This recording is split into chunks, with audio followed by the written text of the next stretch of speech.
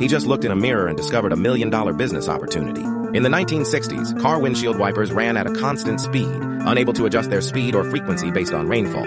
They'd also make annoying rubber squeaking noises, which was absolutely torture for drivers. The constant back and forth of the wipers was like hypnosis, creating serious safety hazards when driving in the rain.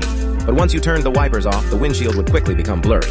Because of this, all the major car manufacturers were working on a solution. Bob was a college physics professor whose witty and humorous teaching style was beloved by his students. He loved tinkering with inventions in his spare time. One day, while looking in the mirror, Bob had an idea.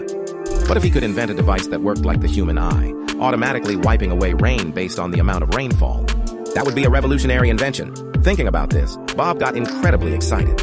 He named this device the intermittent windshield wiper. However, reality hit him hard. Making wipers work intermittently wasn't easy. Changing the mechanical structure obviously wouldn't work.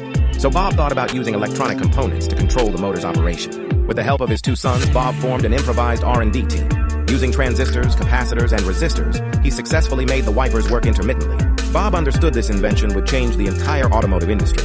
He stared at the prototype for dozens of minutes. He thought this invention would give his wife and kids a better life. But Bob had no idea he'd pay a heavy price for this invention. To celebrate his success, Bob took the whole family out to dinner. He told his kids that this country produces 20 million cars every year.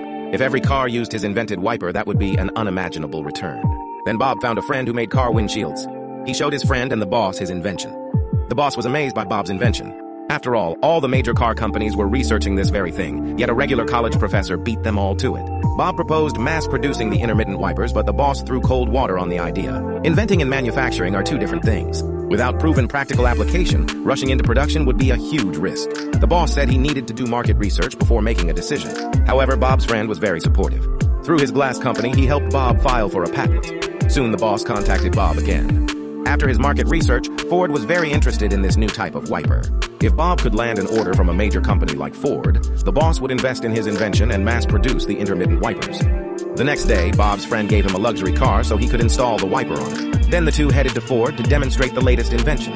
Ford's engineers couldn't wait to see Bob's demonstration. After all, they'd been working on this for a year without success. To prevent them from spying on his invention's secrets, Bob deliberately backed the car up several meters. Just when he confidently flipped the wiper switch, disaster struck. The wiper, which had been tested countless times and worked perfectly, suddenly failed at this crucial moment. After a thorough inspection, Bob discovered a blown fuse. After fixing the problem, Bob flipped the switch again. The engineers couldn't believe they'd been beaten by a regular teacher. The intermittent operation had them absolutely impressed. The engineer suspected Bob was manually operating it from inside the car. But when Bob stepped out, the wipers continued working in their incredible way. The engineer gave Bob some suggestions. The engineer said he'd report everything honestly